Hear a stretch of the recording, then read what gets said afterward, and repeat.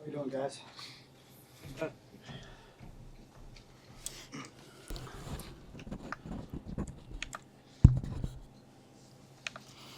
Questions for Coach? You guys made it through ramp-up period healthy, or are there any injuries you guys had working out? Just a couple of guys nicked up here and there, but nothing serious, nothing that's going to leave anybody unavailable for the weekend or unavailable for the year, certainly. So we're doing pretty good there. Had, like I said, a couple of little soft tissue injuries, but no, we're good to go. Walsh is going to go this weekend. What's kind of the order look like for you? Yeah, so we'll go McConaughey, then Horn, then Walsh, then Brockett in that order. With Walsh specifically, I mean, how much has he benefited from just not having a hit and work on that part of the game, I guess? I think it's helped him. I think just him staying here this summer, I think he's transformed his body a little bit. He's stronger in some different areas that are more suitable for pitchers. I think he did some things this summer that got him moving a little faster on the mound. And when we've seen him at his best, I mean, his misses are always really small, but when he's moving faster, his margin for error is a little bit bigger because his stuff is a little sharper. And he doesn't have to rely on, trying to sneak 87 by guys as much anymore. So I think it's benefited him. I think more than anything, just him staying home this summer, making that decision to just kind of go to work on some of that stuff has allowed him to be in this position to start opening weekend. How are second and first base kind of coming together too? I know you had a lot of options there.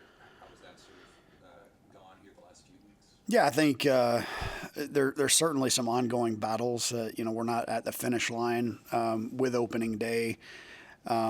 But that being said, I think Sanderson's kind of entrenched himself as an everyday player with his body of work from last year, this summer certainly, and what he's shown, back this spring especially. He's a little rejuvenated. I think this fall he went right into it after getting 350 at bats last spring and summer. So he's been great this spring. He's kind of entrenched himself as an everyday player. Over there at first base, and he's very good defensively over there. And I think Brumbaugh has kind of settled himself into that leadoff spot and second base position. No problems with injuries. He's feeling good. He's feeling healthy, and look forward to seeing him stay healthy for a full year for us. Those guys at first specifically, so Sanderson would be in that mix. Is Swanson playing some first as well? No. We got Stone still over there. Yeah, Stone's still over there. Swanee has taken the glove over there a few times in the indoor setting. Max Butenbeck has done the same. You could put Overbeek over at first base as well. So I don't, Sanderson handles left-handers pretty well too, so I don't really see a platoon situation with him. I think as long as, he's doing what it takes to help with the team win, he'll be in the lineup and playing first base. What does Brumbaugh specifically kind of give you in a leadoff type role?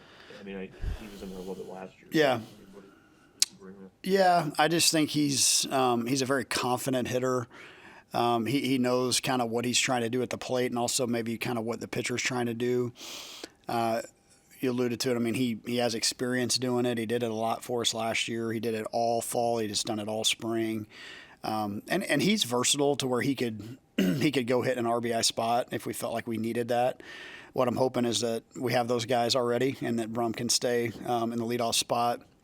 And, he just kind of provide that spark for the team, when he's doing what he needs to do. He's setting the tone for the group, and he just has a good eye at the plate too. He's a over 400 on base guy and guy with certainly really, really good speed and, can get around the bases pretty well.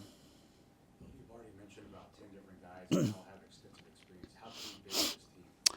Yeah, I think that's always the age-old question before every year, right? It's like, oh, the depth's better this year, I think that's just by nature. We feel like it is. We want it to be. I feel like because we have so many returning players that weren't just role players last year, that were everyday players, you have a sense of what they can do. And then we've seen them play in high pressure situations. Obviously, we see how they respond to that. So you name all those guys, we could roll an entire lineup out the same almost. Obviously, Josh Caron's, big shoes to fill, but then you also have a bunch of guys that we don't talk about as much that have played really, really well too, that give you options. Ultimately, what I'd like to have is, at least 5 or 6 guys that are entrenched. I mean, I think you need to have that. You need to have guys that establish themselves as everyday players, and when they do that, they're just consistent over the course of the year. And then you've got some spots maybe in there, 3 or 4 of them, that you can kind of mix and match and play some matchups and defense and some of those things. So I feel like we've got that offensively and on the mound. At the end of the day, we're going to end up riding, a few guys that show that they can help us win. Brumbaugh's leadoff guy. Is Silva, do you kind of see him as a 2-hole guy, or is he a 9 spot? I think Silva could do. I think those guys kind of fit in that bucket, the 1, 2, 7, 8, 9 crew. We've got a few guys that kind of fit in that mold. I think Silva, when he's in there, can turn the lineup over at the bottom as a kind of a second leadoff hitter. When he's really rolling, like he was at the beginning of the year last year, he's a spark at the top of the lineup. So I think it's just, those guys all kind of fit in a similar bucket, just that high on-base contact oriented base stealing crew. I think Brum, Bolin, him, they all kind of fit. Silva all fit in that mold. Where have you seen Ty Horn's biggest improvement this offseason? I would say just his maturity, I guess. And again, that we need that to show up this weekend, right? I mean, we need that to show up, and I think at times he kind of fell in love with his fastball and tried to blow it by people and would be chasing the count and then have to use the middle of the plate, and guys can hit a fastball that start at this level. So just maturity from learning from that from last year, from this fall, navigating against our lineup. Understanding he's got to change speeds. He's got to lead with the breaking ball and land it. He's got to throw the changeups and fastball counts, and trusting his stuff and trusting everybody around him that he doesn't have to go do it all on his own. I think he, again, that's kind of human nature for a freshman. You want to prove yourself, but he would get himself in trouble if he were to continue to do that. If what we've seen from him is just a maturity level of, hey, I know what I have to do to pitch and what I have to do to start, and now can you do it each week? And so those are the things. We've seen him mature a lot. He's more physically strong, and obviously he's been through a year and a half of it now, and he's ridden the highs and lows. He's had a lot of confidence, and he's lost his confidence as he's gained it back, and now just trying to stay even keeled. You guys have so many options in the outfield too. What's been kind of a separator in terms of who's maybe some of those early cracks out there? Yeah, like I said, I think you have. I think you'd like to have a couple of guys there on the corners that you feel like you can just roll out there, and you just Swanee. We've seen him at his very best. We've seen him when he's had some hard times, right? But he's navigated those things now, and when he's a senior, he's a guy that needs to be in the lineup for us. He needs to produce and needs to be in the lineup. But again, he doesn't need to chase stats. He's got to chase good at-bats. And I think that's where he got himself in trouble some last year. Early he was chasing the accolades and, some of that stuff that was coming his way, the draft status. I think he'd be the first to admit that, and he's just in a different headspace now. So when he's right, we know he's one of the best hitters in the conference. He's an All-American type player. Cale Frost is kind of in that same mold, right? I mean, you need some run producers. You need some guys that have done it, have seen the ups and downs. Frost his more ups and downs have come since he's been here and faced our staff.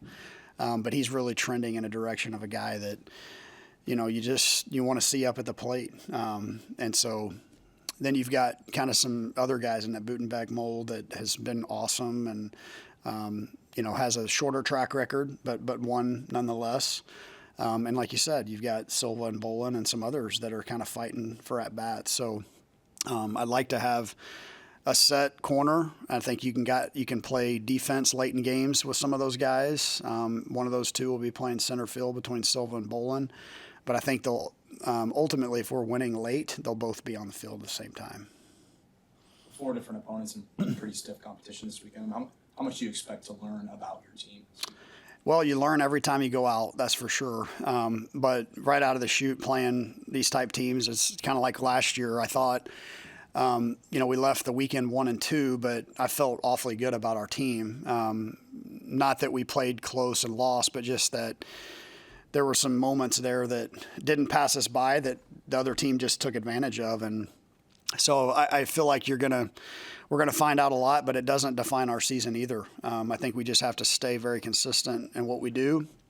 And we have a veteran club. We have a bunch of guys that have seen it, have been there and done that. And, but they understand also that it's a new season as well. So we'll learn a lot, just like we do any weekend. But certainly playing in that type of venue against those opponents that we're going to play this weekend, starting with Irvine especially, we'll learn a lot pretty quick. You settled on a catcher.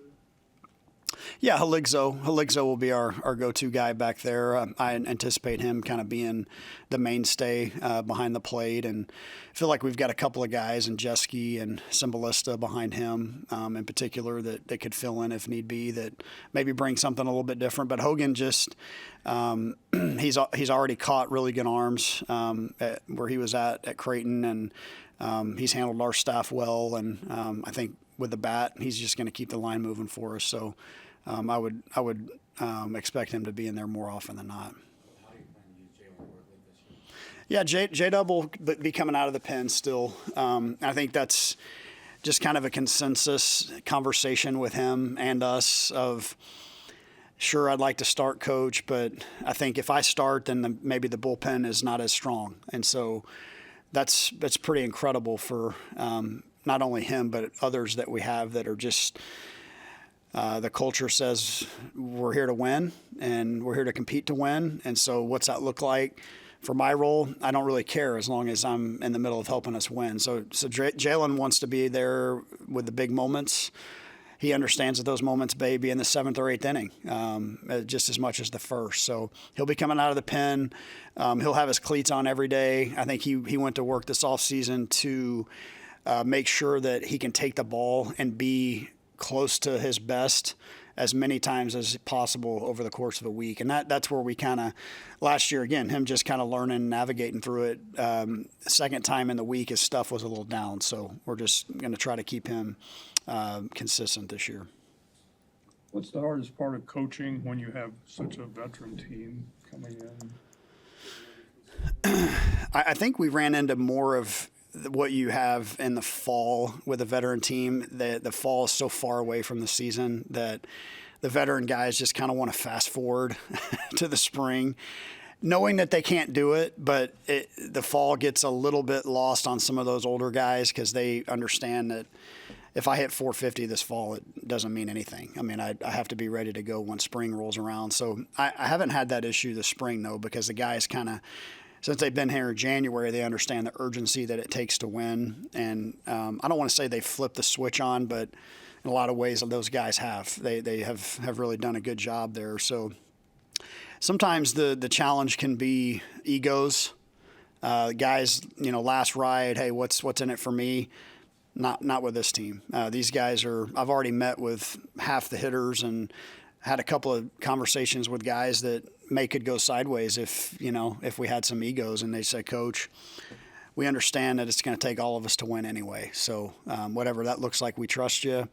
And that's a good feeling. I think it speaks to the culture that we have in our clubhouse, that those guys are just kind of bought into what we're doing. Any more questions? Thanks, Coach. Yeah, thank you. Thanks.